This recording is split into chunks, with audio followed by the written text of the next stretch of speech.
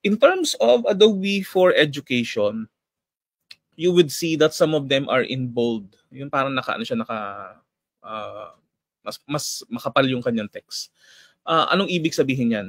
Ang ibig sabihin po nito, yan yung mga active na pwede nyo makuha right now. Yung hindi po, yung naka-regular lang siya, as you would see yung Adobe Certified Instructor, Campus Leader, Education Trainer, yan po ay hindi na pwedeng makuha right now. Bakit? So ganito po yan. Throughout the years, each of the programs that they have is evolving. Ibig sabihin, katulad nito, yung Campus Leader po is matagal na yang nawala. So, may time po baka may mag-claim na sabihin nila, ako po yung Campus Leader, pero ngayon lang sila nag-start ng kanilang Adobe certification. So, ibig sabihin noon, mukhang hindi tumatama yung yung timetable. How can you get something that is not existing on your time pero nakuha mo siya ngayon? So, 'di ba parang medyo kakaiba. Campus Leader is not available anywhere else. Sa pagkakaalam ko, matagal na siyang wala. I think mga 2015 wala na siya. So almost 10 years na rin siyang wala dito. Education Leader is slowly being replaced with what we call the Education Innovator. Nakikita niyo ito, Adobe Creative Innovator. It is slowly being cut off. Meron pa rin naman siya, pero they are not actively promoting the Education Leader because lilipat na siya sa Adobe Creative Innovator going forward. Almost konti lang yung ating Adobe Education Leader dito sa Philippines. Parang kulang na kulang sa kamay, sa dalawang kamay natin yung dami ng Education Leader dito sa Philippines. And most of them are active, most of them are not. So it's time to like replenish the whole ecosystem kasi may ibang mga Education Leader na they are having this title pero they're not serving the actual purpose of having the title itself. Okay?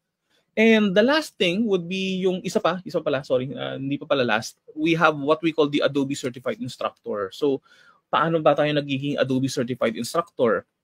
And hindi na po available yung Adobe Certified Instructor. This has been discontinued by Adobe themselves at in-announce nila yan simula pa noong December 31 ng 2023. So, ngayon, wala nang pwedeng mag-announce na sila ay Adobe Certified Instructor not unless that they have it before na nag-expire yung agreement or yung program with Adobe. So isa 'yon sa mga kailangan natin tignan. Hindi na siya available, so wala pong pwedeng mag-claim na siya ay Adobe Certified Instructor not unless before naging Adobe Certified Instructor na siya.